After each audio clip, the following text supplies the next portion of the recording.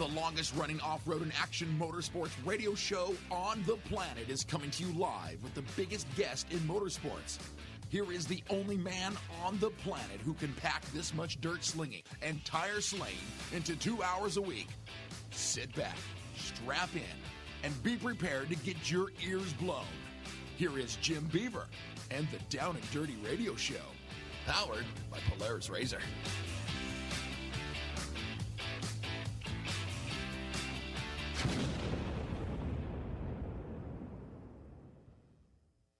Welcome to the Down and Dirty Radio Show, powered by Polaris Razor. Jim Beaver here once again with yet another edition of your favorite Anything Goes Motorsports Radio Show. And today, man, we are coming out swinging on all 8 cylinders. Yes, that's right. My good friend Ryan Arciero on the show, coming off a big trophy truck victory down there in Baja at the Score Baja 400. He'll be one of our guests. And then we've got one of the young up-and-coming shredders in the world of action motorsports, Gray Leadbetter. You've seen her behind the wheel of a rallycross car. She's going to be in action at Circuit of the Americas this weekend. We've also, she's shredded some UTVs for Johnny Greaves Motorsports in the Lucas Oil Midwest Short Course League.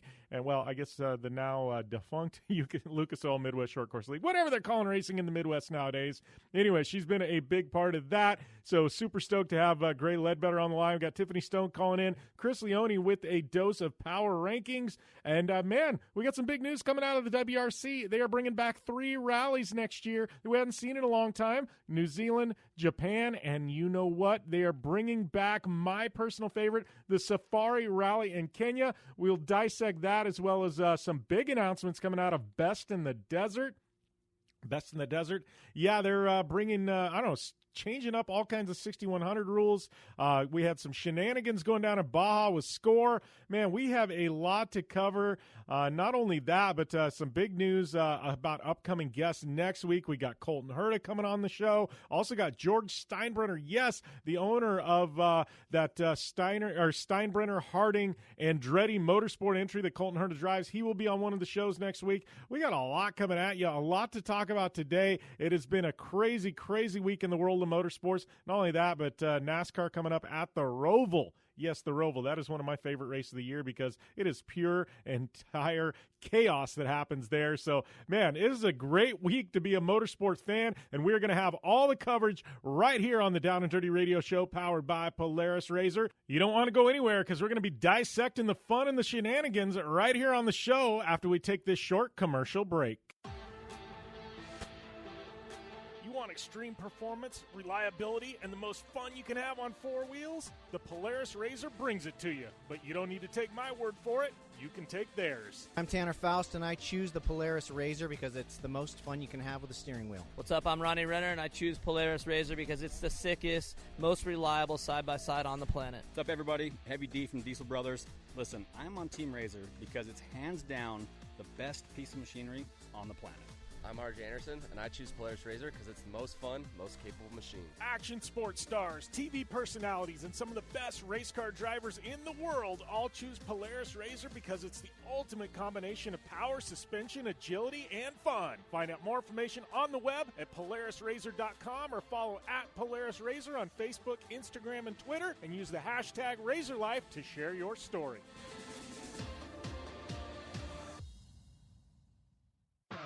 Ford WP is more than a store. We're truck and Jeep experts and have been for over 50 years.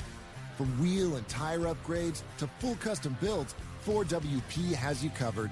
Whether you want to order the best parts online or shop in store, do the work yourself, or get it done by a pro, all roads lead to Ford WP.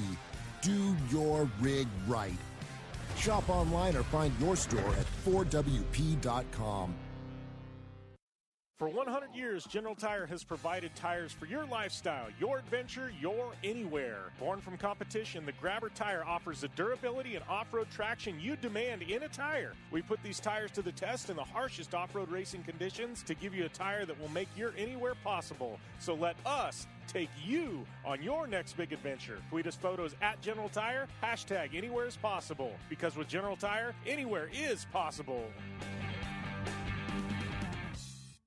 When looking for a new wheel for your off-road vehicle, car, truck, or UTV, the choice is easy. You choose what the pros use. Rob McCachran, Keegan Kincaid, and myself, Jim Beaver, all exclusively use Vision Wheel, whether we're dominating Baja, taking the cup at Crandon, or shredding UTVs. Vision Wheel's trend-setting designs and durability will set you apart from the competition and your friends. Check out visionwheel.com or at Vision Wheel on social media to learn more. Super ATV is the industry leader in aftermarket UTV and ATV parts and accessories. Super ATV products are designed, engineered, tested, and manufactured right here by Super ATV. Whether you're looking to upgrade your suspension, get stronger axles, or you're looking for a new winch to get you out of a tough spot, Super ATV has what you're looking for. And since we know you're in a hurry, we offer fast, free shipping to the lower 48 states on all orders. Visit superatv.com now and get your UTV or ATV dialed in. Like what you hear? Catch all the back episodes of the Down and Dirty Radio Show on Apple Podcast, and be sure to rate, review, and subscribe.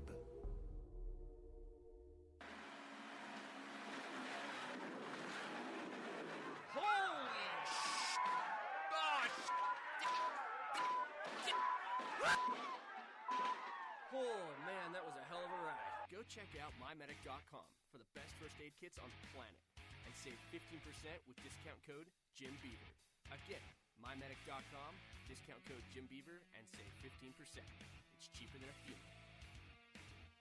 Welcome here to the Down and Dirty Radio Show, powered by Polaris Razor. And it has definitely been a big, wild week in the world of motorsports. Obviously, Score International doing battle south of the border.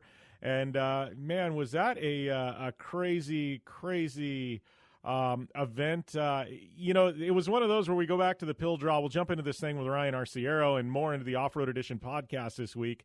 We go back to that the pill draw format. This is what I grew up with, right? When my dad raced and when I first started racing, where it's just a random draw for start positions, put all the names in a hat, pull one out, and boom, that's where you start.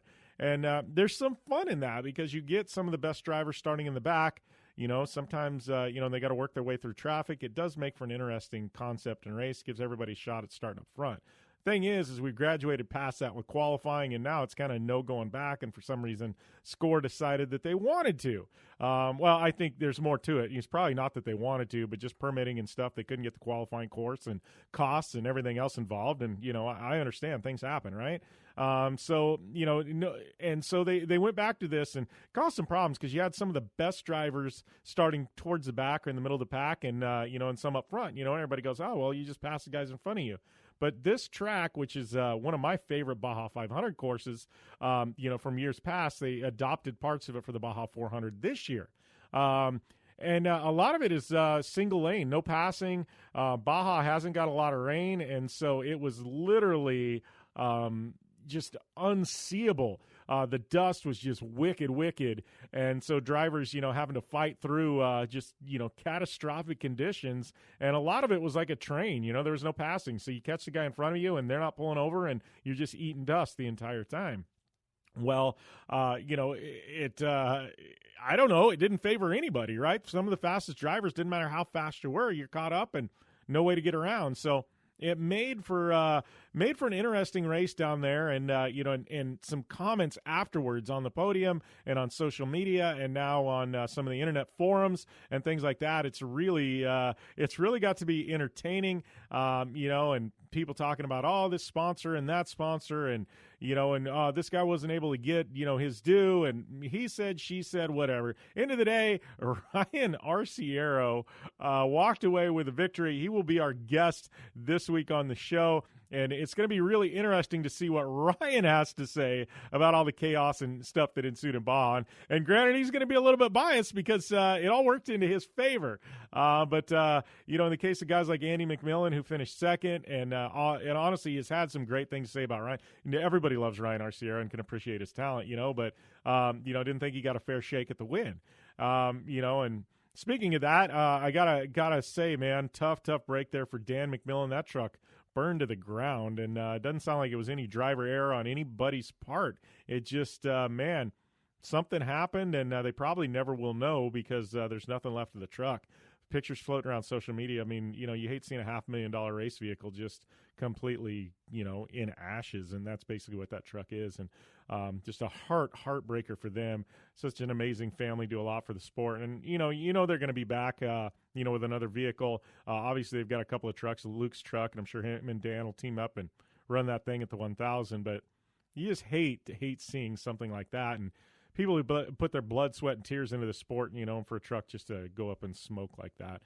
Definitely a heartbreaker. So, so that happened in Baja. Meanwhile, Best in the Desert decided they were going to flip the script on everything and rewrite their rule book entirely for 6100. So, a lot of people have been pressuring them to bring in 40-inch tires to Best in the Desert. Now they all of a sudden did that. General Tire only makes a 37, which makes you wonder if GT is out of Best in the Desert now, or at least that class. Like, I don't know. There's a lot of interesting, stuff in regards to that. But now they're allowing underdrives because you go to the bigger tire, you got to have underdrives. Now all of a sudden they're allowing the bigger engines like Score uses. So bigger engines, bigger tires, underdrives, and they all go hand in hand, right? To spin those tires, you need an underdrive and you need the bigger engine. So it's to the point now where Best in the Desert opens all that up. There's only a couple of months before the start of the season, so people are scrambling, writing massive mid 5-figure checks for all of this stuff, and it's just like crazy to me to make that announcement this late. And then makes you wonder, now a 6100 truck has bigger engines, got underdrives, got 40-inch tires. What really separates a 6100 from a trophy truck other than the fact that, a two-wheel drive trophy truck, other than the fact that, you don't have 900 horsepower, now you've only got 550. Other than that, you've basically got a trophy truck. Like, I don't know. Like, to me, I don't know where this sport is going. It's, and this class was amazing because it was cost effective to begin with, and it was a trophy truck spec or trophy truck light, right? Well, not any longer. That ship has sailed, and and I know what we're looking at. I mean, I know, like, people are going to spend that money, right? To compete, to run up front, you have to. But at this point, like, what makes somebody go, I'm going to build a 6100 truck instead of a trophy truck? They're damn near the same cost. Like, I think the class has kind of lost what it was. And it was basically a mini version of a trophy truck. Not a mini version, but a cost-effective version of a trophy truck. I don't think it's cost-effective any longer. I don't know. Like, it makes you wonder now with four-wheel drives coming in a trophy truck. Are all of a sudden, two-wheel drive is going to be phased out, and Spec TT will be that two-wheel drive class, and you'll just have four-wheel drives in the Unlimited division? Like, I don't know, but, like, why? I just don't understand why somebody will build a 6100 truck with 40-inch tires, underdrive, bigger engine, and not just build a two-wheel drive trophy truck. It makes absolutely no sense to me. It makes absolutely no sense to me why Best in the Desert would make this rule change with only a couple of months before the new season starts. Normally rule changes are phased in. Now anybody with the older engine package, they're forced to write this massive check for next year, or they're not going to be competitive. Like, something like this, you at least give a 12-month window and heads up to teams. You don't do it like now. This they should have announced back in January. Hey, in 2020, we're making these changes. Let everybody prepare. Let the tire companies that only make a 37-inch tire contemplate whether they want to make a 40 or not. Like, I don't know. It doesn't make a lot of sense to me. We got all kinds of craziness happening in the world of off-road right now. It's, I don't know. It's, I'm dumbfounded. And I don't know. And I think that's part of the draw to desert racing is that we are the Wild West. It's part of the drawback to desert racing that we are the Wild West. I mean, you take Lucas, for instance. They wanted to make a Pro 2 engine, take the Pro 2 engine package and adopt that Midwest package, with the 410s. And in doing so, they tell the teams, hey, this is where we're going ultimately in like 2021, right? We're going to give you 2 years to adopt, and in between, we're going to allow those new engines, and they're, going to have a staggered start or whatever. But they basically gave everybody a 2-year window to get their stuff together. That's the way to do it. Tip of the cap to Lucas. This pull the rug out from under everybody 3 months before the start of the season and make them write, $40,000, $50,000 in checks to be competitive. Wrong. Not the right way to do things. And it's like you just beat your head against the wall because it's like with desert racing, it's like we take one step forward, two steps back at times. I don't get it. I don't understand that logic. And, and I'm sure there's money to be made, and that's ultimately why things happen the way they did. But at the end of the day, sometimes you've got to ignore the checks being waved in front of you and do what's best for the health and the longevity of the sport. And I do think ultimately with 6100, a rules package that was similar to scores was what needed to happen. But I think to do that and only give your teams, which, there's 40 plus 6100s in Best in the Desert, and only give them 3 months to adapt to that. Like, I don't know. I think you're shooting yourself in the foot. You're going to piss off a lot of teams. I know if it was me, I'd be looking at that and 6100 being like, I'm not going to adapt these. I'm just going to throw the big old, 850 horsepower V8 in there and forget 6100. Hell with it. Go to the unlimited class. I think that's probably the smart choice for a lot of teams, and it'll be interesting to see which teams actually do go that route. But we are definitely going to dissect more of this with Ryan Arciero, at least in regards to score, and more of the 6100 debate on the off-road edition this week. But we are going to take a short commercial break. We come back. We're going to have Gray Leadbetter right here on the line on the Down and Dirty Radio Show, powered by Polaris Razor. Are you looking for a place to push yourself behind the wheel and see how your driving skills stack up? Dirtfish Rally School is that place. Located on 315 acres of pristine automotive playground at the foot of the Cascade Mountains in Snoqualmie, Washington, right outside of Seattle. Dirtfish Rally School is a one-of-a-kind place where everyone from first-time drivers to seasoned professionals like Bucky Lassick and Antoine Lestage can push themselves to their limit. Whether driving the high-performance rally-prepped all-wheel drive Subaru Impreza STI is what you're looking for, or you'd rather hang it all out in the rear-wheel drive Subaru BRZ, Dirtfish Rally School has something for everyone. Classes are available from 2 hours to 3 full days and feature instructors with over 150 years of combined racing experience. Whether you're looking to become the best and get an edge on the competition, or just looking to freshen your skills behind the wheel, Dirtfish Rally School is the place to go. For more information on registering for classes, visit Dirtfish on the web at dirtfish.com, or to check out the latest happenings from Dirtfish, follow them on Facebook, Instagram, and Twitter at Dirtfish Rally. Like what you hear? Catch all the back episodes of the Down and Dirty Radio Show on Apple Podcast, and be sure to rate, review, and subscribe. Welcome back to the Down and Dirty Radio Show, powered by Polaris Razor. I'd like to welcome my next guest to the line, who will be competing in ARX this weekend in America's Rallycross. Gray Leadbetter, welcome to the show, Gray. Hello. Well, I know, man, you have been a busy girl so far this year. I know you're racing some rallycross right now. You're a Bondurant. You've done a little bit of racing with Johnny Greaves there, and in short course this year. But what's going on down there at Bondurant right now? You just getting things ready for this weekend? Yeah, I basically come out to Bondurant every time before an ARX race, and we just get back used to being in a full-size car and get used to weight transfer and everything, and then we normally just leave straight from Bondurant out to wherever the race is. Yeah, well, and that being said, I think it's interesting because you're one of the few people. I mean, how big of an adjustment is that for you jumping between a UTV like you've been doing with Johnny Greaves Motorsports there, and then into the rallycross car? Because I know both of them all-wheel drive, fortunately, but that's a big difference between the two. How's that been with you bouncing back and forth? Not too bad. I mean, it's taking a learning process just to get used to the ARX car anyways to begin with, but the UTV is pretty similar, actually, because it's all-wheel drive, and then it has suspension travel, of course. And the rally car, is also on dirt, and the only difference really is it's just asphalt also. Yeah. Well, and, talking about the Midwest, we'll talk about ARX in this weekend's event, but how is that? How did that all get put together? Because I know, you've called Greaves kind of your second family. How has that been racing with them in the Midwest? How did that all get put together, for you to come out and try off-road? It's been amazing to work with them. We actually met them through Buddy Race last year, I believe, beginning of last year, and I went out to ERX last year to go meet them, and then eventually I just started working with them. They got my UTV and started working on that, and then they sort of just became my second family. Yeah. Well, and how was that this year? I mean, I look at what you've been doing in the Midwest, and it's bananas in the UTV classes out there. I mean, you're talking like 30 entries, everybody going into the corner at the same time. Like, that's got to be a little bit of madness. How you been able to keep it all together with that going on? It's been crazy this year in general, just in the Midwest. I mean, we moved up halfway through after having to miss 2 rounds from Sportsman to Pro Stock because I didn't want to have to start last every time, and I wanted the chance to qualify. And then qualifying ended up getting canceled, so that was sort of that. And then I ended up having to start last again because they went based off points.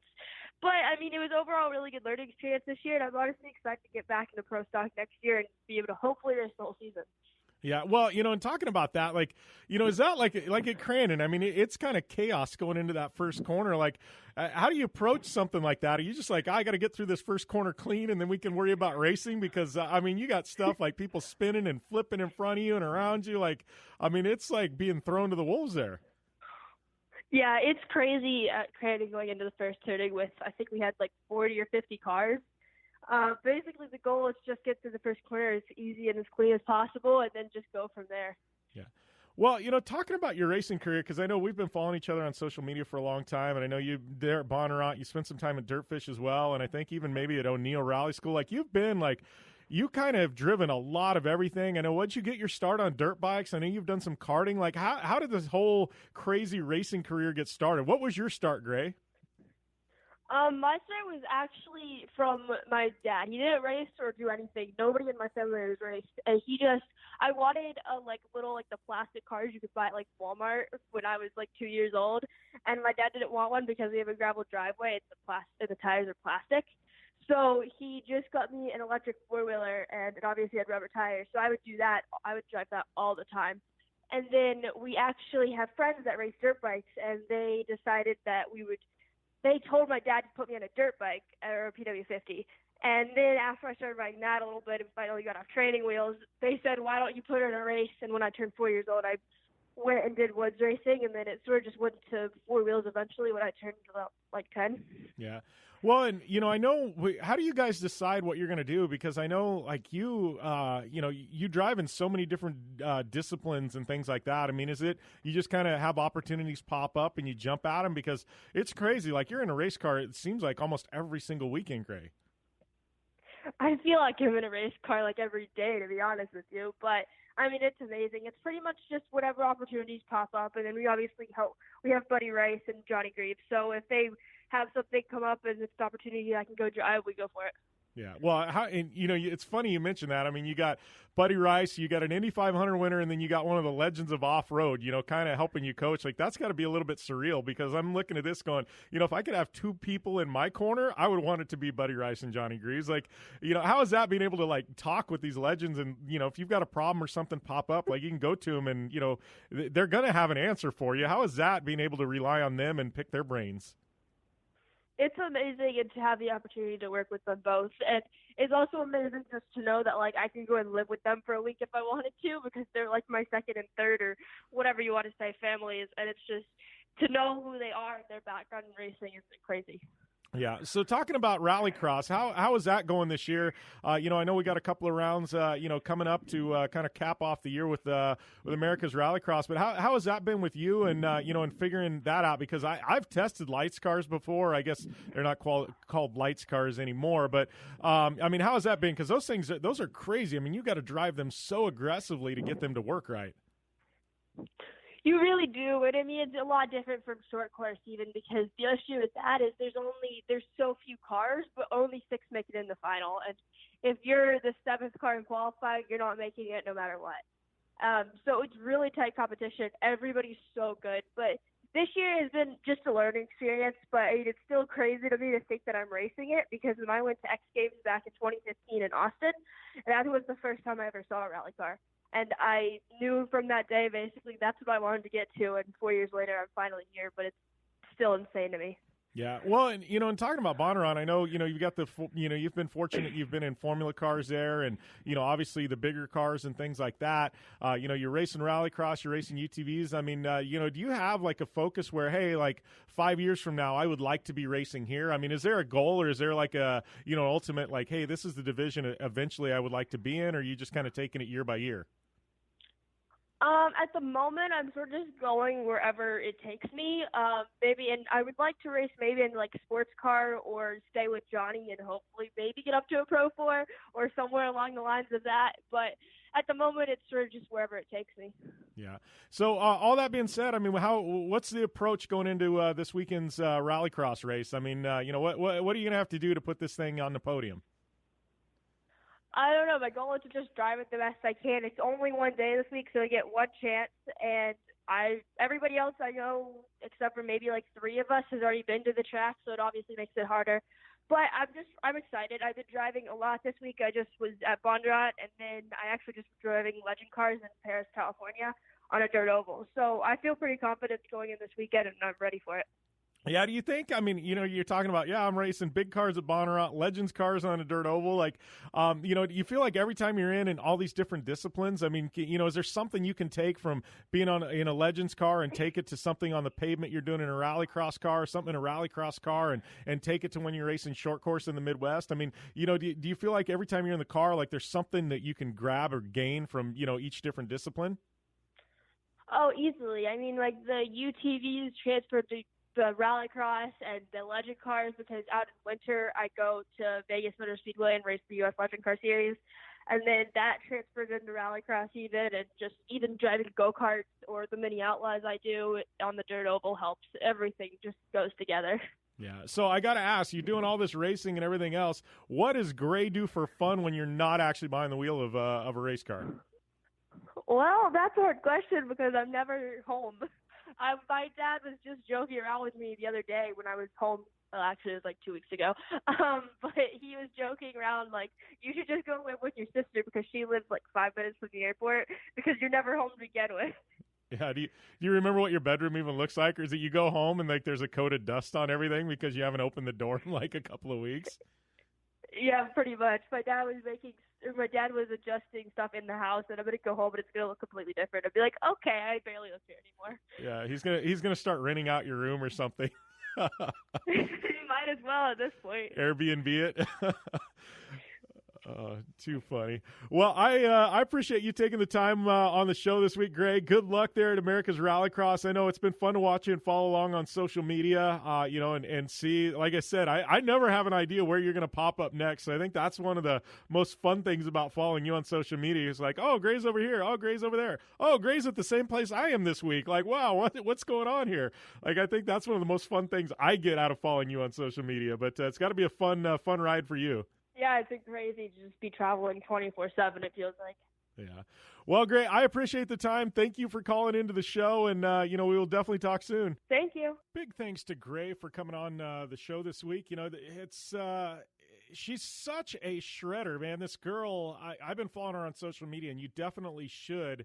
Like I said in the interview, she bounces all over the country. It's crazy the talent she has, and I've watched her, pick her way through the chaos of short course, shred a rally car. I mean, this girl is super young and she's just a killer, man. I am looking forward to seeing where her career takes her the next 5 years, because I think it's going to blow some people's minds how successful she's going to be behind the wheel of whatever she ultimately ends up settling on. But I always love getting the shredders on the show. Some of the young up and coming stars of motorsport, because it's always fun to go back 3-4 years later and be like, oh yeah, she was on the show and this is what she was talking about, and now this is where they're at.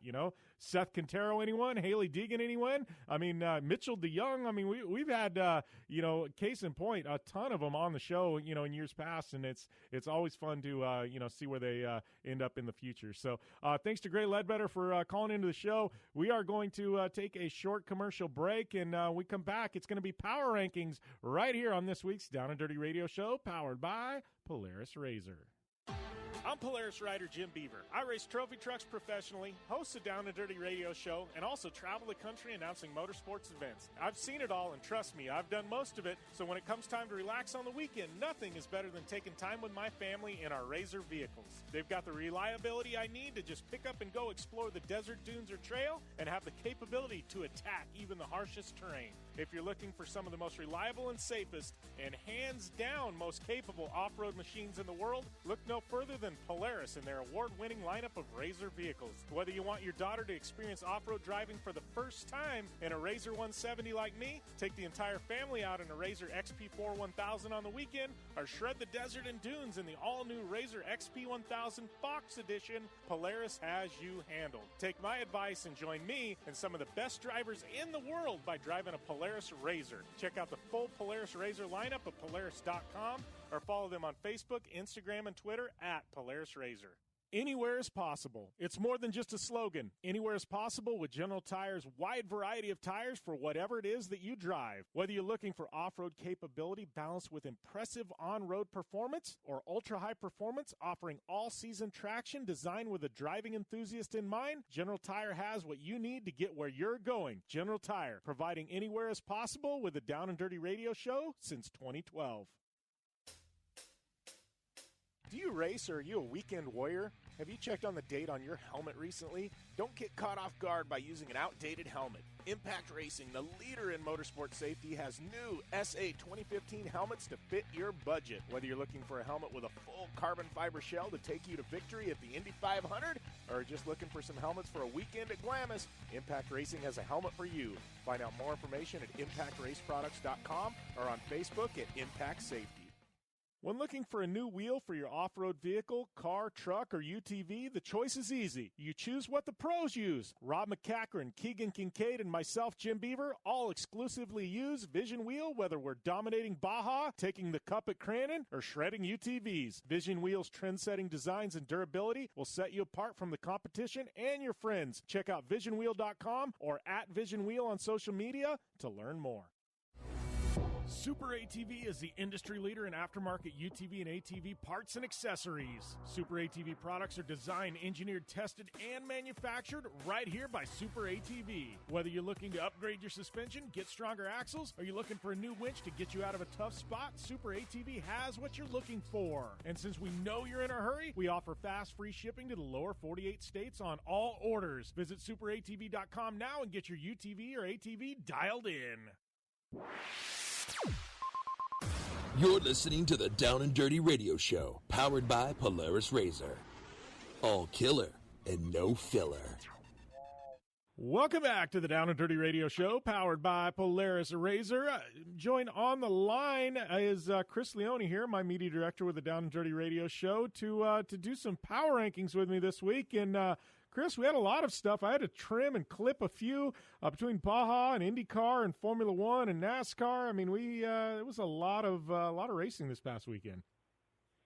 Yeah, Jim, we actually had a pretty busy one. I mean, kind of the big three for a lot of American motorsport fans, obviously, with, as you said, NASCAR, IndyCar, and F1, but also that inaugural Baja 400, and that was a super crucial race for all the score competitors, setting the grid for the Baja 1000 a couple of months from now. So big race. They had a lot of big names show up, and that will definitely have a presence on my list the same way that everything else will.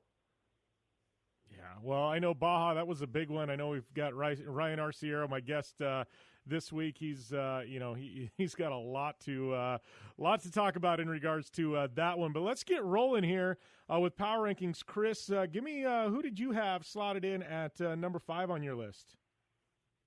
Well, Jim, I am actually going to start at the Baja 400 with number 5, and I'm going to go to the overall UTV winner, Wes Miller. I know last year, obviously, Wes took the checkered flag in the Tijuana Desert Challenge, but then upon review ended up having that victory taken away from him. So I don't know if this is necessarily redemption, considering that it's a totally different race.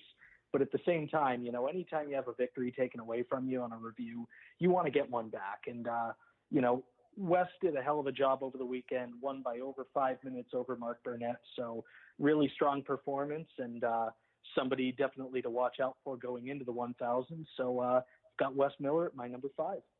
Well, I am going to go to Baja for my number 5 as well. This one I knew wouldn't click your list, but it was one I was following along on the internet. It was actually a remarkable story.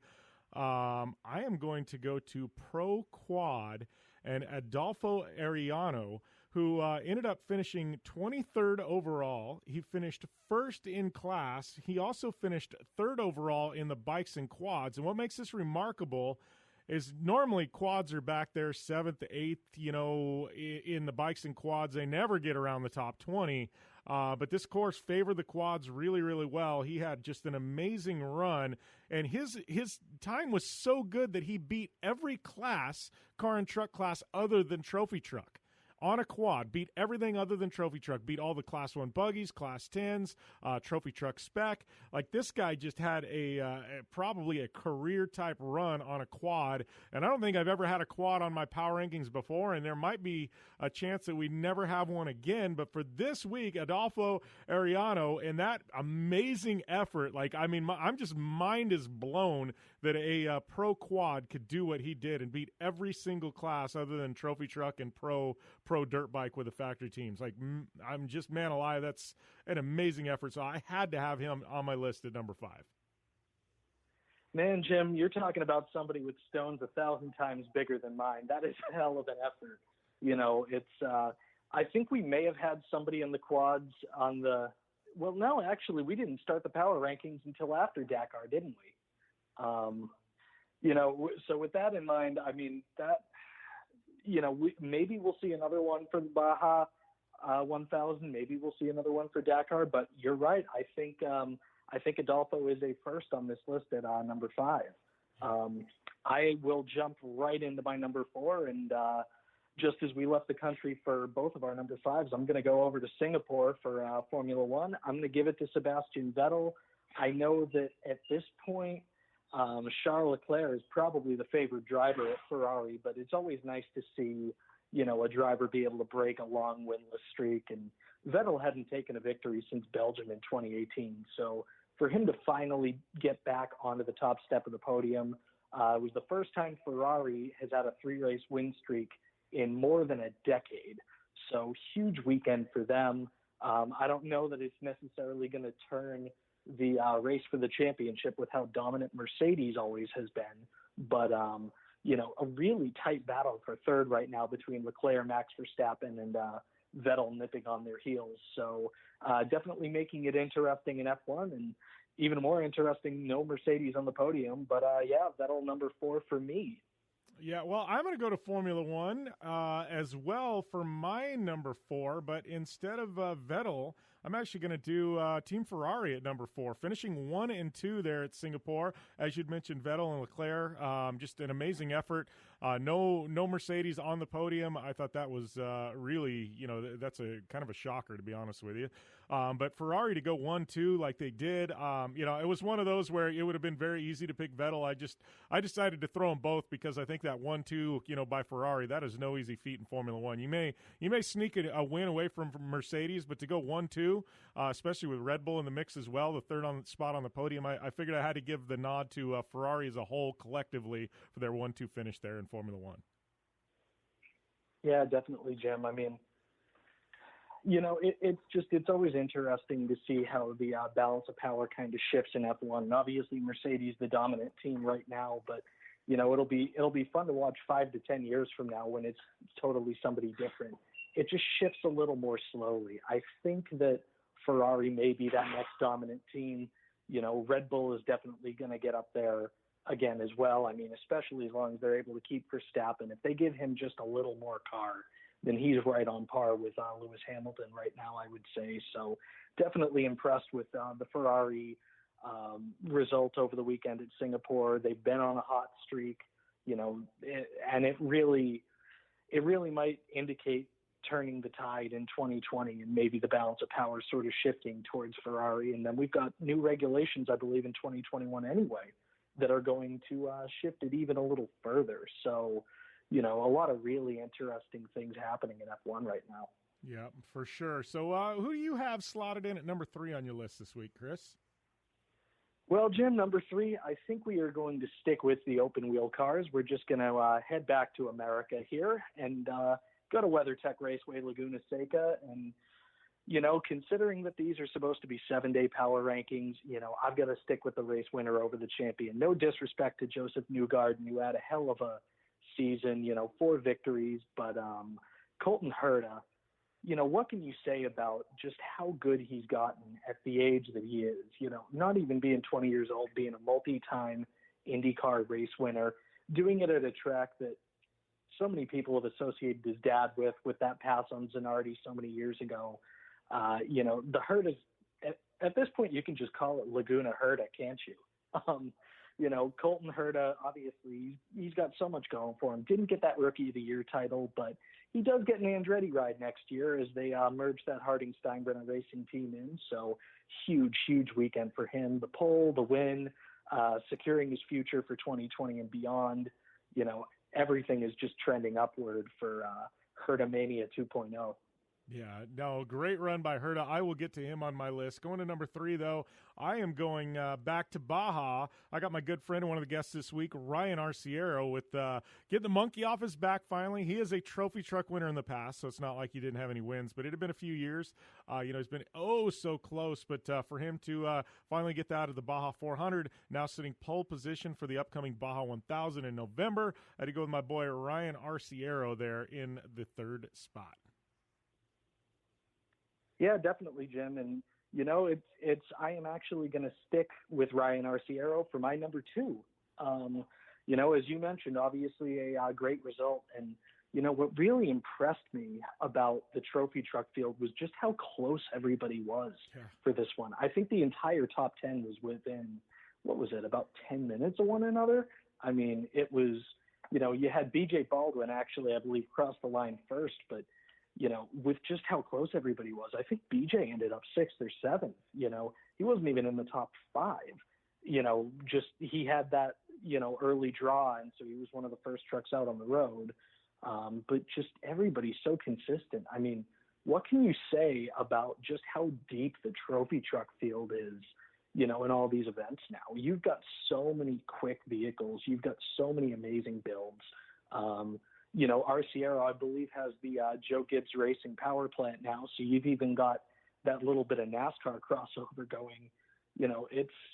It's so impressive. Trophy truck is probably my favorite class of motorsport, bar none, right now, just because of how deep it is and just how many drivers, how many trucks on any given weekend can, stand on top of the box.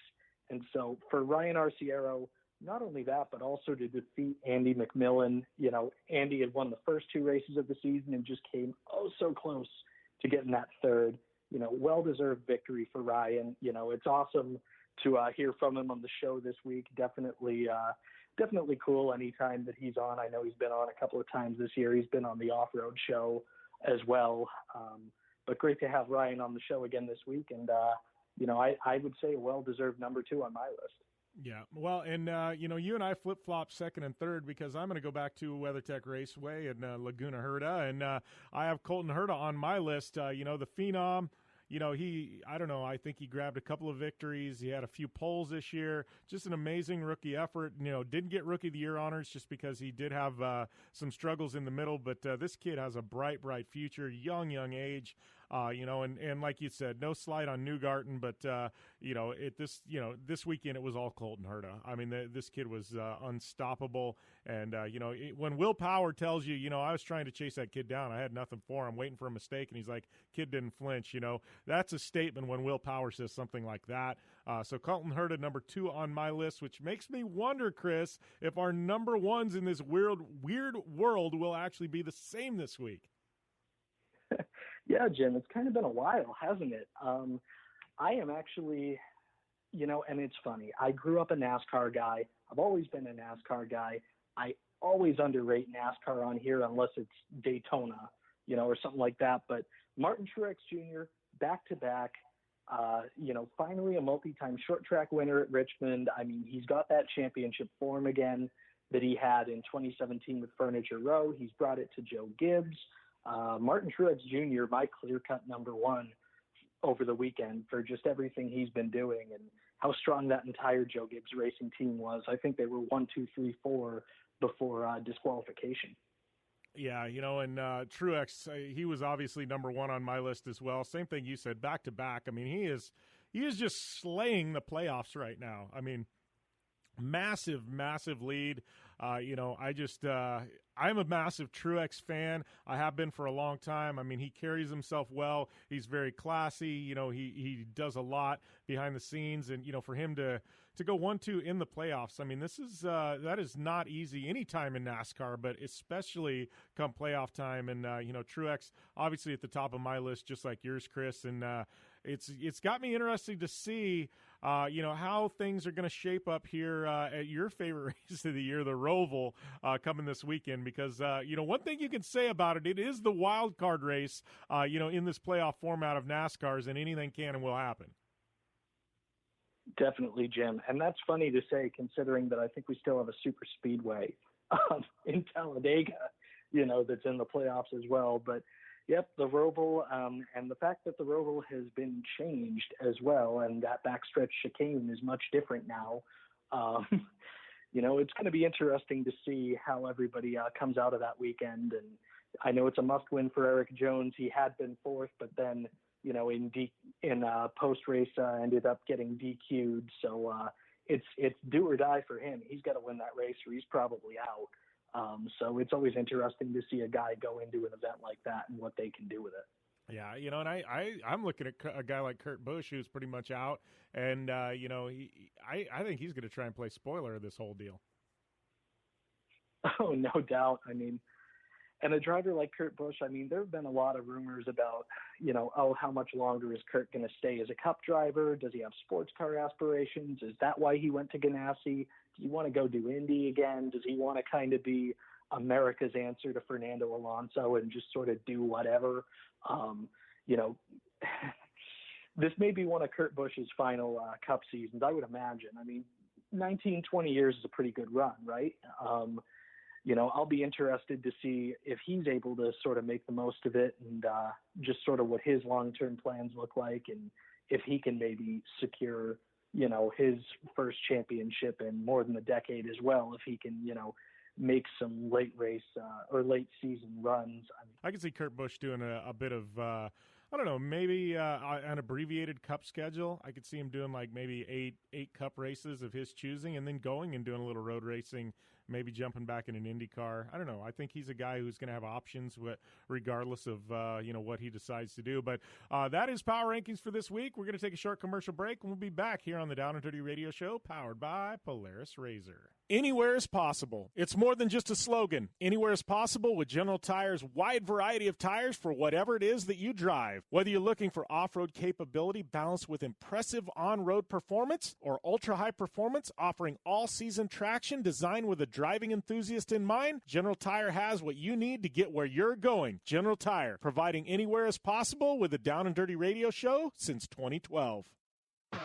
4WP is more than a store. We're truck and Jeep experts and have been for over 50 years. From wheel and tire upgrades to full custom builds, 4WP has you covered. Whether you want to order the best parts online or shop in store, do the work yourself, or get it done by a pro, all roads lead to 4WP. Do your rig right. Shop online or find your store at 4WP.com. Like what you hear? Catch all the back episodes of the Down and Dirty Radio Show on Apple Podcast, and be sure to rate, review, and subscribe. And welcome back here to the Down and Dirty Radio Show, powered by Polaris RZR. Just kind of wrapping up hour number one here. We got hour number two. We got my good friend Ryan Arciero calling into the show. Also, Tiffany Stone. She'll be, telling us about whatever the hell T-Stone tells us about. Always tough to tell where that conversation is going to go, but it's going to be a whole hell of a lot of fun. Thank you guys once again for tuning in.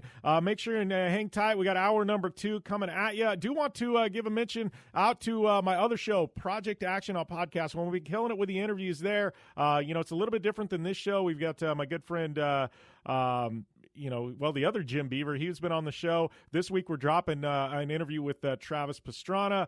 We had Teal Piper, Roddy Rowdy Piper's daughter. She was on the show.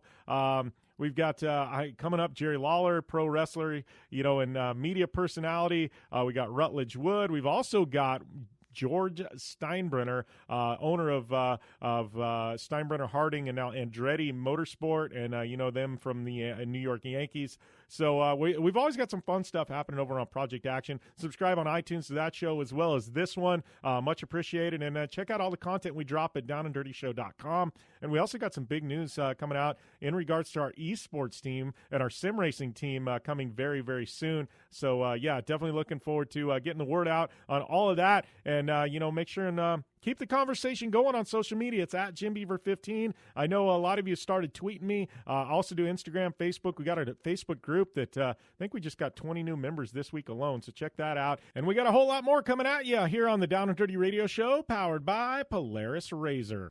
I'm Polaris rider Jim Beaver. I race trophy trucks professionally, host a Down and Dirty radio show, and also travel the country announcing motorsports events. I've seen it all, and trust me, I've done most of it, so when it comes time to relax on the weekend, nothing is better than taking time with my family in our Razor vehicles. They've got the reliability I need to just pick up and go explore the desert, dunes, or trail, and have the capability to attack even the harshest terrain. If you're looking for some of the most reliable and safest, and hands down most capable off-road machines in the world, look no further than Polaris and their award-winning lineup of Razor vehicles. Whether you want your daughter to experience off-road driving for the first time in a Razor 170 like me, take the entire family out in a Razor XP4 1000 on the weekend, or shred the desert and dunes in the all-new Razor XP 1000 Fox Edition, Polaris has you handled. Take my advice and join me and some of the best drivers in the world by driving a Polaris Razor. Check out the full Polaris Razor lineup at Polaris.com or follow them on Facebook, Instagram, and Twitter at Polaris Razor.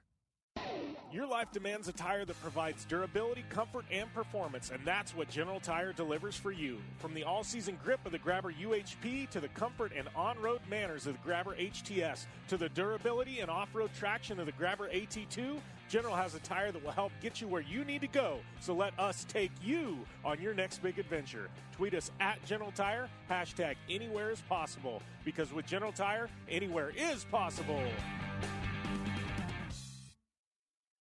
When looking for a new wheel for your off-road vehicle, car, truck, or UTV, the choice is easy. You choose what the pros use. Rob McCachran, Keegan Kincaid, and myself, Jim Beaver, all exclusively use Vision Wheel, whether we're dominating Baja, taking the cup at Crandon, or shredding UTVs. Vision Wheel's trend-setting designs and durability will set you apart from the competition and your friends. Check out visionwheel.com or at Vision Wheel on social media to learn more. Like what you hear? Catch all the back episodes of the Down and Dirty Radio Show on Apple Podcast, and be sure to rate, review, and subscribe. And we are here with hour number 2 of the Down and Dirty Radio Show, powered by Polaris Razor. Thanks to all you guys for tuning in. If you're just tuning in nationally, thank you. If you've been here a while, well, thanks for staying tuned through the commercials there. But, yeah, hour number 2, I guess we're going to kick things off with the Dirtfish Rally Report for this week, brought to you by good friends at Dirtfish Rally School. Use the coupon code, it is DOWNDIRTYDF, and that'll get you 15% off any and all classes at Dirtfish Rally School. And, you know, speaking of the fish and our good friends at Dirtfish, you know, and Rally in general, WRC coming out with some massive news, dropping their calendar. All stays the same, but they're adding 3 rounds, 1 in New Zealand, beautiful scenic New Zealand. You ask Ken Block, that's some of his favorite rally roads in the entire world. Then they're bringing back a rally in Japan to cap off the season. It is a tarmac rally, so it's going to be run on the asphalt there in Japan, sure, through the mountain roads and stuff like that. Should be amazing. But the one that I am most excited about, we actually just had this conversation going on our Facebook group, Jim Beaver's Down and Dirty Action Motorsports Discussion. But it was kind of our favorite events, motorsports events. Everybody's chiming in. And I said, you know, one thing that I always wanted to visit was a safari rally in Kenya. Fast forward 24 hours later, it was like the WRC heard me, and they go, you know what? We're bringing back the Safari Rally in Kenya in 2020. Wow, mind blown, right? It's been going on since it left the WRC calendar in the early 2000s, but, you know, it was just a shell of its former self. Didn't have any of the works teams or factory teams. And, you know, it was a lot of local regional teams there in Africa. It's brought back on the global scale with WRC. I am excited. I hear, though, that was one of the most grueling, rugged rallies. I mean, this thing was like 5-6 days long. It looked like the Mint 400 course, boulders, nastiness, rock crawling, and rally cars. I guess that, they have changed up. It's going to be a little different, more traditional type rally roads, maybe not quite as rugged as it used to be. But that being said, WRC, the Safari Rally, it's back. It's in Kenya. Holy crap, I am excited about that. If you are a rally fan, this is something that you guys have been waiting for a long time. People have been screaming, wanting it back because it's such a diverse rally that anybody can win, and that's what makes it exciting. So stoked to have that back on. And then a tarmac rally, a full-blown tarmac rally in Japan. How rad is that? I mean, you want to get more auto manufacturer support of your series, you go to their home country, boom, WRC, smart move on them. And this makes for such a diverse WRC calendar in 2020. I know we haven't talked about World Rally Championship much on the show recently, but this has me pumped for 2020. That is your Dirtfish Rally Report for this week. We're going to take a short break, and after this short break, it'll be Ryan Arciero right here on the Down and Dirty Radio Show. Extreme performance, reliability, and the most fun you can have on four wheels? The Polaris RZR brings it to you. But you don't need to take my word for it. You can take theirs. I'm Tanner Faust, and I choose the Polaris RZR because it's the most fun you can have with a steering wheel. What's up? I'm Ronnie Renner, and I choose Polaris RZR because it's the sickest, most reliable side-by-side on the planet. What's up, everybody? Heavy D from Diesel Brothers. Listen, I'm on Team RZR because it's hands down the best piece of machinery on the planet. I'm RJ Anderson, and I choose Polaris RZR because it's the most fun, most capable machine. Action sports stars, TV personalities, and some of the best race car drivers in the world all choose Polaris RZR because it's the ultimate combination of power, suspension, agility, and fun. Find out more information on the web at PolarisRZR.com or follow at PolarisRZR on Facebook, Instagram, and Twitter, and use the hashtag RazorLife to share your story.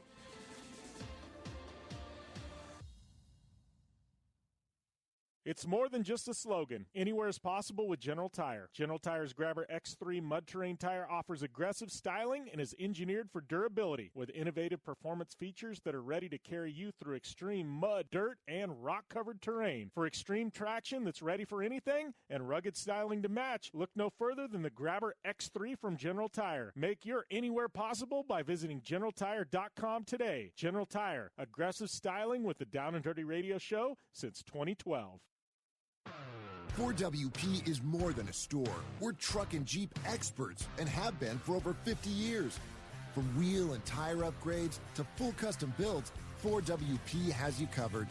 Whether you want to order the best parts online or shop in store, do the work yourself or get it done by a pro, all roads lead to 4WP. Do your rig right. Shop online or find your store at 4WP.com. Looking to have some fun on four wheels? Dirtfish Rally School has you covered. Packing as much adrenaline and adventure as you can handle into high-performance all-wheel drive and rear-wheel drive Subaru rally cars is where the fun begins at Dirtfish. Just 30 minutes outside of Seattle in Snoqualmie, you'll get a chance to train up to 3 full days with some of the country's best instructors and be put through the high-octane rush of rally on mud, dirt, and tarmac. Get started today and call 425-888-7715 or visit us online at dirtfish.com and use code 911 for a 15% discount. Super ATV is the industry leader in aftermarket UTV and ATV parts and accessories. Super ATV products are designed, engineered, tested, and manufactured right here by Super ATV. Whether you're looking to upgrade your suspension, get stronger axles, or you're looking for a new winch to get you out of a tough spot, Super ATV has what you're looking for. And since we know you're in a hurry, we offer fast, free shipping to the lower 48 states on all orders. Visit superatv.com now and get your UTV or ATV dialed in.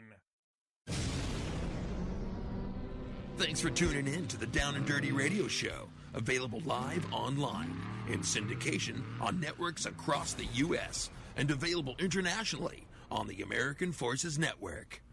Welcome back to the Down and Dirty Radio Show, powered by Polaris RZR. I'd like to welcome my good friend Ryan Arciero to the show. Ryan, man, the big one, you finally, I don't want to say got the monkey off your back because you've won in Trophy Truck before, but, dude, this has to feel really damn good about now.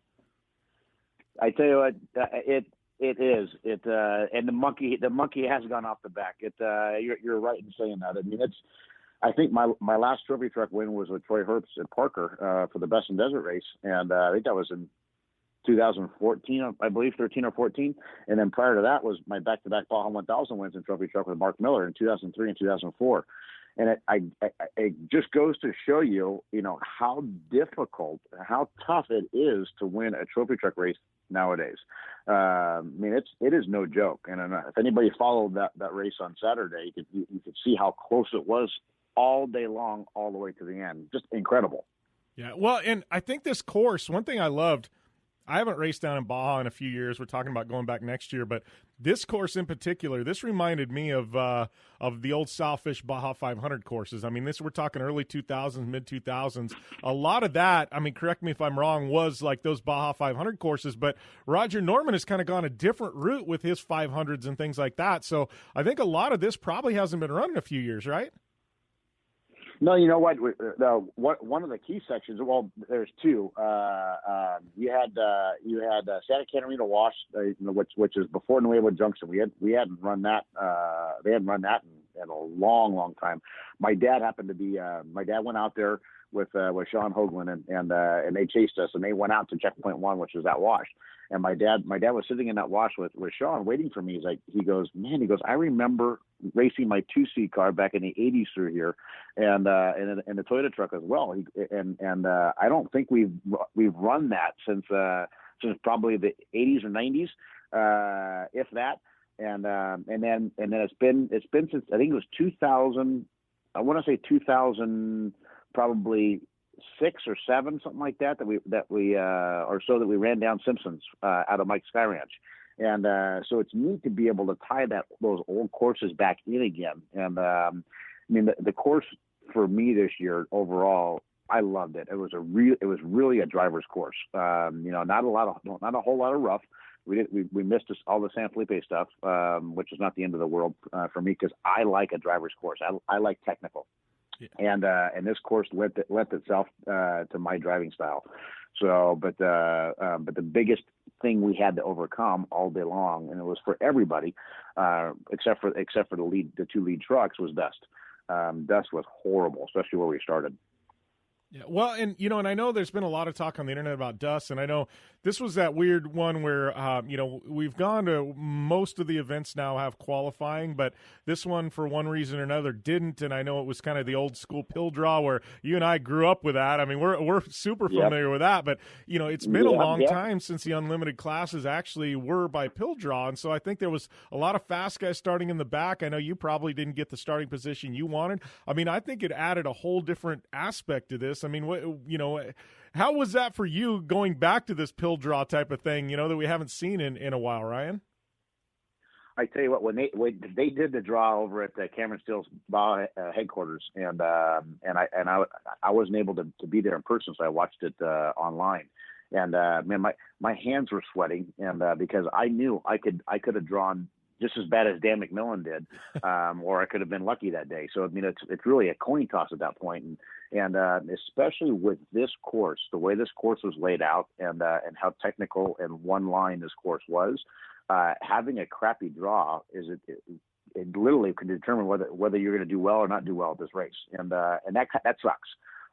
Because really you don't want to add another element to what we already go against to try to finish and win one of these races, and when you mix in some of the slower guys, and I say that lightly, I say slower guys, we're all out there competing, we all want to have a chance to win, and but you get guys that either that are new to the sport or don't have the experience level that some of the fast guys have, and run a lot slower pace. I mean, it can really turn your race upside down. And because it being a one-line course for this race, there's not a lot of opportunity to pass. And for us, and I know a lot of the other guys out there, we had all week long during pre-running, we had wind, and this never fails.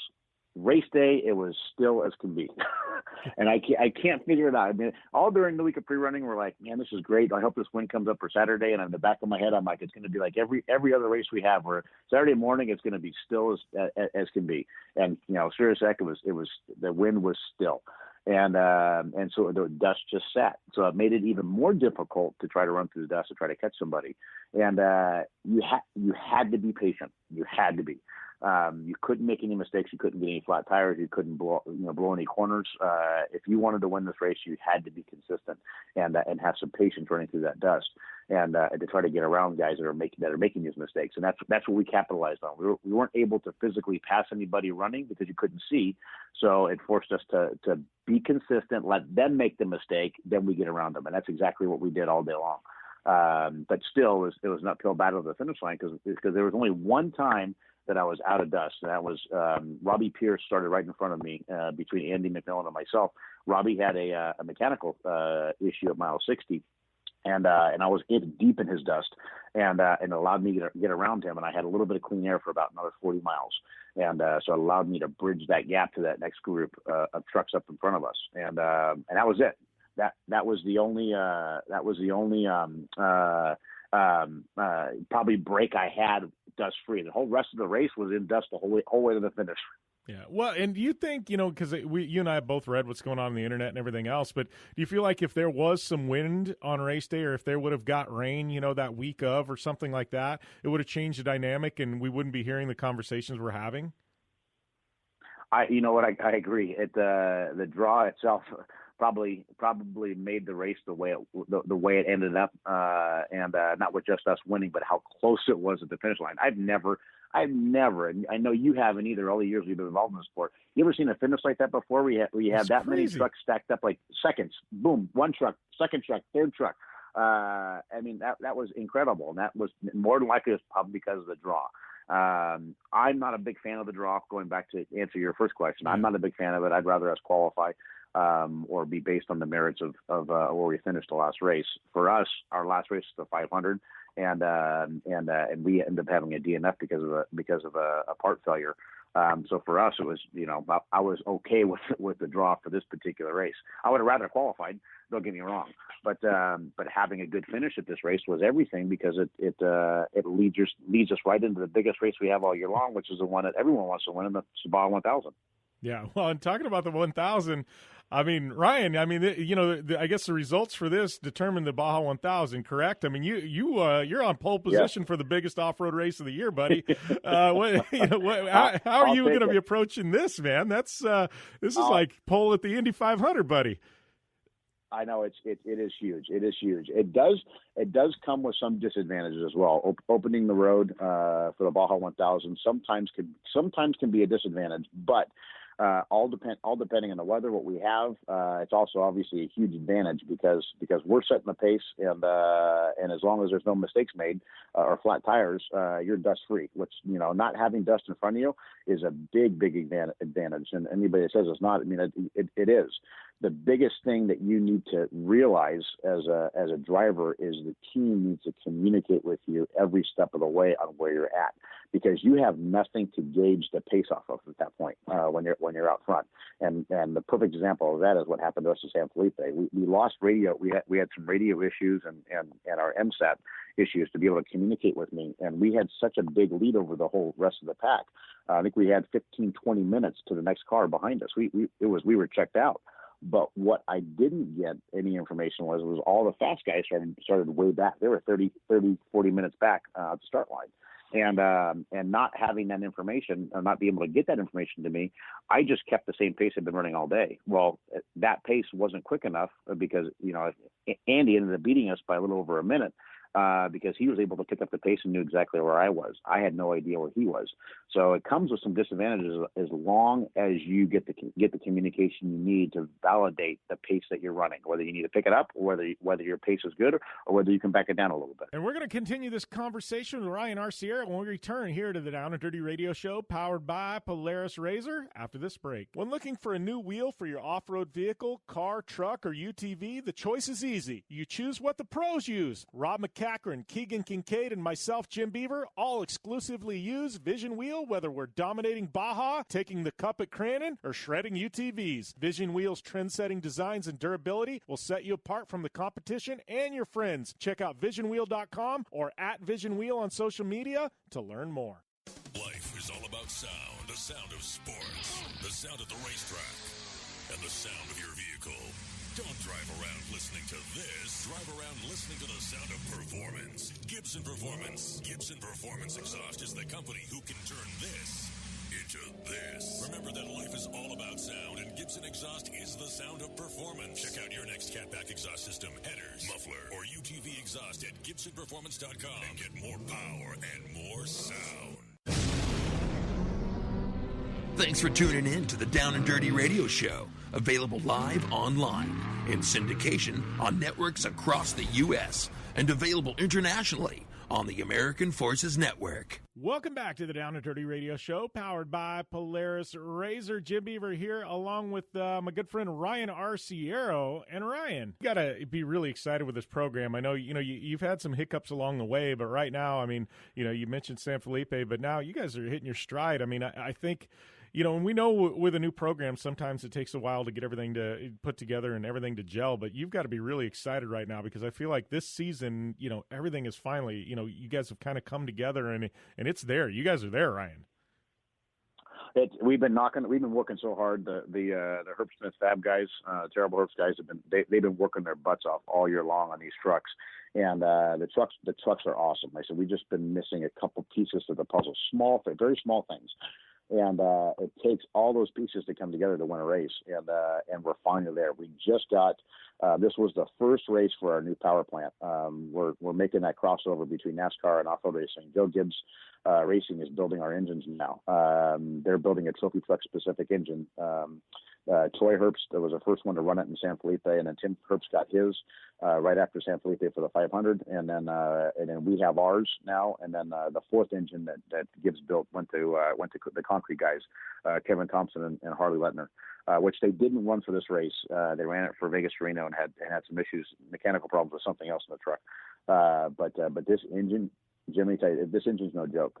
These guys, they took everything they learned from NASCAR. And with NASCAR, you have to build an engine based on being in a box, being constrained. You can only do this.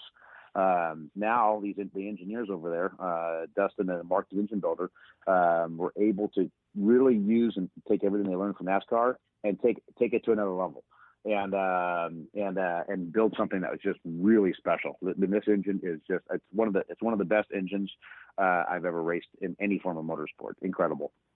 Yeah, that's amazing to me, that we've got, and I know Robbie's, done some development stuff with his engines and things like that, from stuff he's been able to bring over from Cup. But, to have an investment like Joe Gibbs, and I know, I know Roush has kind of toyed with things, but they've never really gone all in. But, to have that kind of, brain power, and that's not taking anything away from anybody in off-road, but NASCAR, I mean, you and I know that's just another level there. But, I mean, that's so huge for our industry as a whole, and just to see where things kind of turn, because I think it's going to make everybody raise their game, over the next year or two. No, for sure. And it's not, they didn't just take a NASCAR engine and say, okay, we're just going to tweak it here, tweak it there, make it work for the trophy truck guys. They started from scratch. They developed a new block, parts and pieces. They started from scratch, but it's all the resources they had, and they spend a lot of freaking money to go win those NASCAR races. So there's a lot at their disposal. They took all that and developed something brand new for what we do. And I think that's really cool that it even sparked an interest for them to want to get involved in trophy truck. And it just goes to show the landscape of trophy truck and how cool it is, and the exposure it's getting now, off-road racing in general. But it's just neat to see that, and with the Gibbs guys they come to each one of the races, and they are having the time of their lives. They love the sport. They've embraced it. The people of the sport have embraced them. So I think that in itself is just so cool. Yeah, well, and I do think it's funny you mentioned that, because it's crazy that I can go to a NASCAR race now, and I've been to a couple of them just with General Tire and ARCA and what Riley Herbst is doing, and you got Zane Smith and Sheldon Creed and now Haley Deegan, and it's like I go to these races and I feel like it's old home week, but I love that we're at a point now with off-road where we've got these mergers, you know what I mean? Not mergers, but things are kind of meshing together where you've got the off-road community and now you've got the NASCAR community coming over, and like I think think it's so amazing that we're at this point where this is actually happening. And I think, for both, it's, we've got these super talented kids that are going to be, racing stock cars at the Premier Division in the next year or two. And, and on the same token, now we're able to bring that technology over into what we're doing. Like, it's an amazing crossroads we're at here for the sport of off-road. I think we're at such a cool time. I really do, and it's neat for me to turn on the TV and see all those guys like Zane and Riley, who I've seen grow up and trying to make their way into the Cup Series. It's just so cool when you see someone come from the off-road side of things, because typically in NASCAR, a lot of those guys came from sprint cars, World of Outlaws, and late models, and just living at the short tracks. And to see the guys that are coming through the off-road ranks and having just as much success or just as much talent in NASCAR as the other ones that have lived and breathed in the short tracks, I think that's really cool. It just goes to show you that the talent pool that off-road develops as far as your driving skill goes, it's pretty incredible. Yeah. Well, all this being said, Ryan, you guys pole position for the Baja 1000, as we said. I mean, how are you guys now? How are you going to approach the 1000? I mean, what do things look like for you? Because we're actually not far away from the Baja 1000. I mean, less than 2 months out. I know you're going to go do your homework, do some pre-running. This isn't a point-to-point 1000. How are you guys going to approach this? How much time? I mean, because I got a feeling you got to look at things a little bit differently now, like you said, because you are going to be leading the way. No, there's no doubt with that, Jim. It's definitely, you definitely have to put your thinking cap on. You cannot rest on what you just did last weekend, and that's done and over with. And I'm still on a high from it. But the second I got home, my brain switched gears to the 1000 and started looking down the road. The guys have a lot of work to do. Obviously, the trucks have to be completely torn down and gone through and re-prepped for the 1000, which is only a couple months away, if that. And so there's a lot of work to be had. Obviously, pre-running and trying to figure out where the race course is going. Typically, when we do a loop 1000 race, we usually go underneath the 1,000-mile mark as far as total mileage. But with that being said, that doesn't mean it's any less difficult to do the Baja 1000 when it's a loop race. To me, it's almost more difficult, and not just logistically, because logistically doing the 1000 the Peninsula run is very, very difficult. But typically the race courses in the northern part of Baja are very rough. Yeah. I can only assume for us to get the mileage we need, we're going to be doing all of San Felipe and all the rough stuff down to San Felipe. Well, that takes its toll on both the driver and more importantly, the vehicle as well. So when you get done with the Baja 1000, it's a loop race. You are spent. The trucks are spent. The team is spent, and they're just as difficult to do. So for us, we're going to do a little bit of testing because you need to. You need to continue to develop. You need to continue to push the envelope. You need to find ways to make the truck better because all your competitors are doing it. So, like I said, once again, you can't sit on your laurels. You have to keep pushing and pushing forward. And but that's what's exciting. I've been racing for over 25 years, but been around it my whole life like you. I don't stop learning every time I get in the vehicle. I'm always learning something. I'm always changing something. I'm always adapting and doing something different. But it's going to be such a thrill starting on the pole, being the first car to leave Ensenada for the 1000, and the goal is to make sure you put together a great program that keeps us there, and that's not just the team, it's not just the driver, it's not just the navigator, it's everything together, and most of what happens to go win the Baja 1000 happens at the race shop and in the planning side of things. The racing is a fun part that we get to do. That's a small percentage of the overall picture. But for us, I'm super excited to go to this race. I'm super excited to start first. We have some great sponsors, on the truck. Troy Lee did the paint job on the Levi's truck, and man, it has become such an icon down in Baja. The fans down there just absolutely have gravitated towards it and love it. And then we brought a new sponsor on for this race, Dragonfly. They build drones, and they build really, really big drones that carry full-size camera equipment. Those guys, this was their first time to an off-road race, let alone first time to Baja, and they were blown away. Not to mention we went out of the box with them being involved, but they were so beside themselves and gravitated towards our sport. For me, I love seeing that. I love introducing people to the sport that have never seen it before, never experienced it before, because just like we can talk about what we do. We can talk about our sport till we're blue in the face. And people are say, okay, that's cool, but how do you explain it?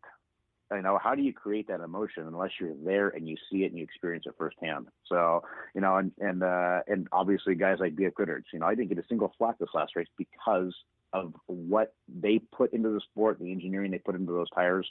It's absolutely incredible. It goes to everything, having the whole package of King Shocks, KC Highlights, having Score working their butts off to be able to get approved for us to go race down there. I wouldn't want that job. No. It's wild. It's wild. It's absolutely wild. Yeah. Well, and I got to ask too. I mean, we've been having, you and I talked back earlier this year when we had you on that podcast. It did amazing feedback, by the way. Everybody loved us just talking, just old school off road and things like that. But all wheel drive versus 2-wheel drive, man. I mean, here we were at a really. I mean, this was a prototypical. This is a Baja course I grew up on. You know what I mean? And what's your take on that? I mean, obviously we know all wheel drives are coming. They're fast. They're wicked fast, but something like this, I mean, I think what we've seen 2-wheel drive, it can still put it down. I mean, I think we just proved it on Saturday. Granted, there was elements of being in dust, but you're always going to have some element to it. But I was excited to see the fact that we came out victorious over the 4-wheel drives. So the 4-wheel drives, they are coming, and obviously the reliability of them is now there. As far as I know, I mean, I think there was 3 4-wheel drives that finished physically in front of us that had 0 issues.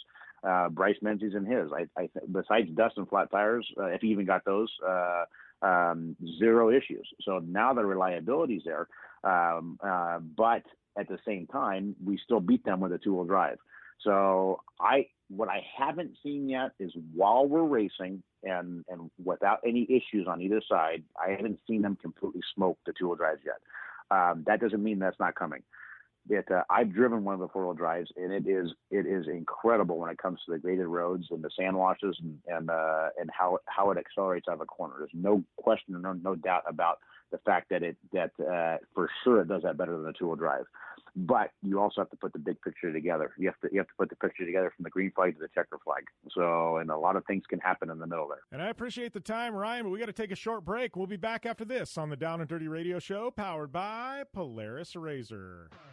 4WP is more than a store. We're truck and Jeep experts and have been for over 50 years.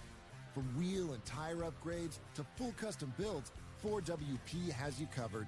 Whether you want to order the best parts online or shop in store, do the work yourself, or get it done by a pro, all roads lead to 4WP. Do your rig right. Shop online or find your store at 4WP.com.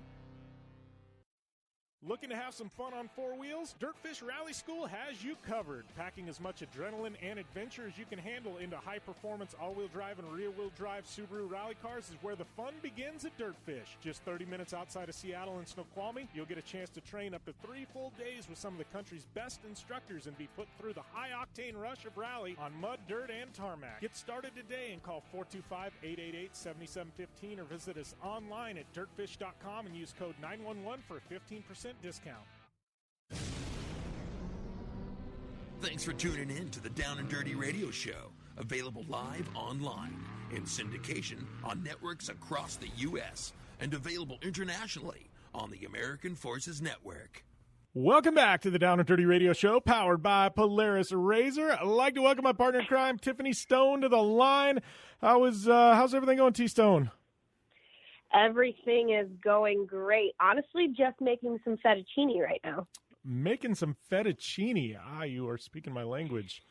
I love pasta, probably too much, but that's like the first thing to go in any given diet normally is pasta. Like, that needs to be whacked, and that's like why I guess I don't like diets at all. I don't know. I love pasta too much, T-Stone. No, that's it. And then volleyball season's starting up, so I just wanted to make sure carb load a little bit for everything. I forgot about that. You did the whole volleyball thing last year. And you guys, when did that, like one weekend you guys did like a dozen games or something crazy like that? Yeah, one weekend we had a tournament, so it was pretty awesome. And just being able to still go out and do some of that stuff is just kind of cool to think about it and push yourself a little harder. And, like I was talking last time when Amsoil came in and they wanted to do that story on me, like they asked if you could do anything. And that's when I was talking about volleyball. Like if I could play Olympic ball, like that'd be awesome. That would be rad. Well, I know you and we've been working through some stuff. I know we're talking we got, I think you've got LSPR coming up and then you Trail to SEMA. I know we were looking, I'm kind of stoked. We're doing 2 shows at SEMA this year. Last year we did the one with Vision Wheel. This year we're doing one with RacingJunk.com and then another one with Rigid Industries, and be like complete different guests from like all facets of the industry. Like I'm kind of excited about this, like, doing a couple of shows there. And then I know we got some parties mixed in and everything else, but I think it's going to be shaping up to be a fun SEMA, Tiff. Yeah, no, I'm looking forward to SEMA. And like you said, we have those 2 shows, so that should be fun. And then big shout out to Rigid Industries as well, because they are the main title sponsor for my Jeep and everything for Trail to SEMA. So once I get the new logos done and everything, it's going to look pretty awesome. And then have some Rigid-esque things on there. So it'll still be a little bit me. It will be geared towards Rigid Industries, but still T-Stone approved pretty much. Still T-Stone approved. Speaking of T-Stone approved, there was something that flashed across my social media accounts, and I went, this old lady is completely, totally T-Stone approved. So I know we've been talking about the whole Area 51 thing, right? And, and how there was like the big party out there and, and I guess there was the big, they call it like alien stock or something like that. They had like 5,000 people show up to like alien stock or something like that to, with all the bands. And then there was actually a group of about 500 people that actually went to the gates of Area 51. And they all just kind of assembled there at the gates, and it was peaceful and like all just checking it out and snapping pictures. There was this one old lady that was 85. One single person actually stormed the gates of Area 51. There was this old lady about 85 years old, full on, no F's given. And she just marched past the barricades, and this old like 85-year-old woman just marched straight into Area 51, and she got up there like a couple hundred yards up the road into Area 51, and everybody's like, what the heck just happened? And then all of a sudden, like, the armed guards like swarm her, and they all thought it was humorous, so they literally just took her back across the barricades and let her go in, and were like, don't do that again. But one person actually stormed the gates. Out of all this shenanigans, one person had enough balls to storm the gates, and it was an 85-year-old woman. She was T-Stone approved, I'm thinking. I'm totally thinking that she was, and she's my spirit animal, and that's me in the future. So in about 50 years, that will be me. However, I don't think I'll need to like storm Area 51. It'd probably be like Area 78 or something like that. Like we were talking, I bet you Area 51 isn't where all the alien stuff happens. It's just a decoy, and it's like probably right under our nose. And this goes back to our conspiracy pod that we were thinking about, our conspiracy theory podcast. I bet you all that stuff is hidden either behind Mount Rushmore or under the Denver airport. No, I'm thinking it's in Detroit. I'm telling you, I think it's right under your nose, Tiff. I don't know. It explains a lot of things that happen in Detroit, I'm saying. Well, there are all the salt mines, so that could be a possibility of actually happening. No.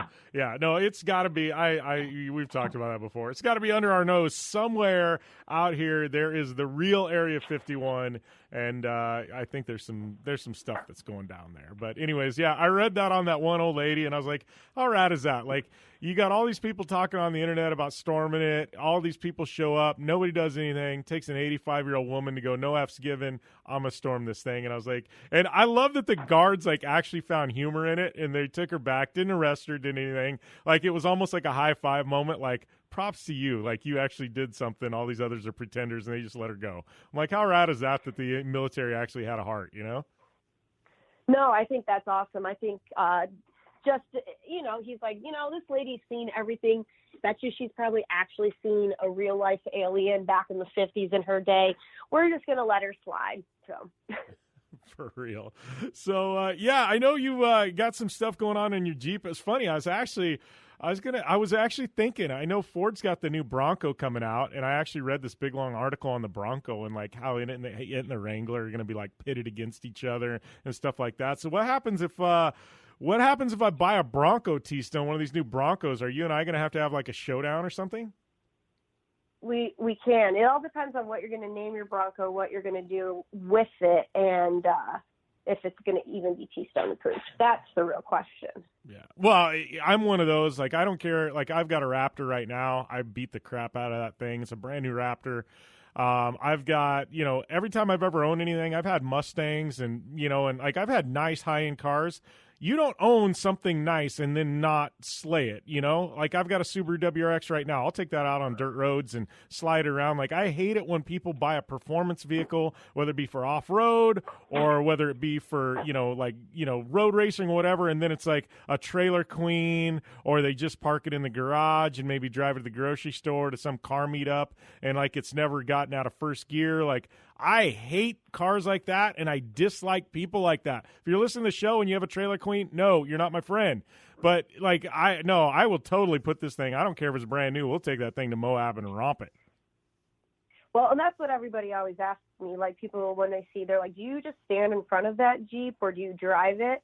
And then parts of me, honestly, want to have them want to have them look at everything and look underneath it and be like, what just happened? Yeah. No, I've got a Jeep that I've got ridiculous amounts of money into to go in off-road, but yet it never sees off-road. Like, think about it, like those type people, they get a Jeep and then they like put some really nice wheels and tires that are oversized, like wheels and, and then but they never do anything. Like you can tell a real Jeep, right? I mean, it's pretty easy. You walk up and you see the parts that are bolted on. And it's like, yeah, you're like, oh, that thing's a trailer cleaner. You go, oh, that one, that person knows what the hell they're doing. They actually use that. Exactly. All you had to do was look at my last wheels and tires on my 35, look at the rings, look how like scuffed up you saw them at Crandon. And then the real test is when I was changing out the shocks and suspension this last time, seeing all the stuff that was underneath and just how much I had scraped. So I think I'm going to be in the process of looking for a full skid plate too. So anybody out there, if you got some full skid plate ideas for a JL, an 18 JL, let me know, because I need to put some armor underneath that. I'm thinking now that I have a 3.5-inch lift with 37s, obviously I'm going to have a lot more ground clearance and I won't be scraping as much, but still want to be protective, especially where like the gas can and all that stuff is. Yeah, and you're talking about the wheels and get them scuffed up. Like, I feel like every time Vision Wheels sends me a new set, like, it was like on this Raptor, like, they send me, and you've got this beautiful set of wheels. They're all shiny. I almost feel like I just need to, right out of the box, take a hammer and hit them, and then I'll be like, all right, we're good. But, like, I always feel guilty on that first hit, and then it's like it's all downhill after that, after the first scrape is on the wheels or something like that. But I feel like it's like day one, you need to go and scrape them just so you can get it out of your system and not worry about it. Because, like, until you do, you're constantly, it's like you're on eggshells. You're like, oh, I don't want to scrape it. Oh, I don't want to scrape it. And then you get that first scrape. It's like, oh, hell with it. It's over now. Let's really get to wheeling, Well, and that's how I felt at first. Like, I never wanted to scrape anything. And then everybody just kept telling me they were my battle wounds, that they were the battle wounds. And, honestly, that's true. They are the battle wounds of each rock, each cliff, each mountain, each hill that I've climbed up or climbed down. Like, those all have memories to it. So I'm really looking forward to this year's Trail to SEMA, pushing myself a little bit more. We're doing 10 days this year, and just kind of hitting a lot of the obstacles that I was too afraid to really do anything with. I know I'm with a great group of people and they could be able to help me fix. We can get what we need. Usually Dixie 4-wheel drives there, especially when we're in the Utah area and the Vegas area to help out and stuff. And it's just really, really cool to be able to know that I'm with a great group of people that we have wheeled for a while and that I can push myself because I have a year of not necessarily wheeling, but just seat time. I've driven on iron ore, on cinder rock, on sand, on loose gravel. Like, I've driven a lot of different things. So now I'm kind of really understanding what the Jeep's going to do, how it's going to feel. Yeah, I feel like you've got some unfinished business with this whole Trail to SEMA thing, because last year you were pretty green and just figuring it out, and I feel like you've got a chip on your shoulder, like you're going back to attack this deal. Like, I feel like this is your year. Like, you've got unfinished business right now.